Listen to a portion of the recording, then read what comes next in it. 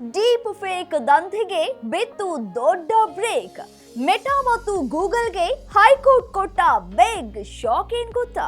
AI ತಂತ್ರಜ್ಞಾನ ಇಂದು ನಮ್ಮ ಬದುಕನ್ನ ಸುಲಭವಾಗಿಸ್ತಾ ಇದ್ರು ಇದರ ದುರ್ಬಳಕೆ ಮಾತ್ರ ಇತ್ತೀಚಿನ ದಿನಗಳಲ್ಲಿ ದೊಡ್ಡ ಆತಂಕವನ್ನ ಮೂಡಿಸಿದೆ.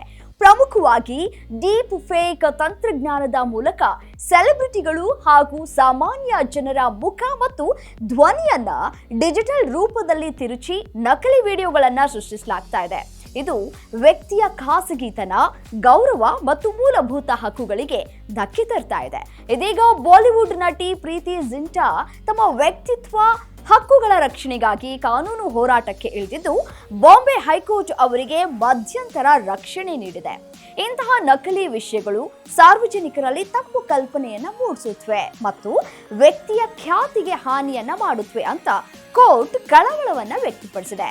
ಮೆಟಾ, ಗೂಗಲ್ನಂತಹ ಸಾಮಾಜಿಕ ಮಾಧ್ಯಮಗಳು ತಮ್ಮ ವೇದಿಕೆಗಳ ದುರುಪಯೋಗವನ್ನ ಸಕ್ರಿಯವಾಗಿ ತಡಿಬೇಕು ಅಂತ ಹೈಕೋರ್ಟ್ ಖಡಕ್ ಸೂಚನೆಯನ್ನ ನೀಡಿದ್ದು, ಡಿಜಿಟಲ್ ಜಗತ್ತಿನಲ್ಲಿ ಸುರಕ್ಷತೆಗಾಗಿ ಇದೊಂದು ಮಹತ್ವದ ಹೆಜ್ಜೆಯಾಗಿದೆ. ಇದಾಗಿತ್ತು ಫೋಕಸ್ ಟಿವಿಯ ಡಿಜಿಟಲ್ ಕಂಟೆಂಟ್. ನಾನು ರಮ್ಯಾ.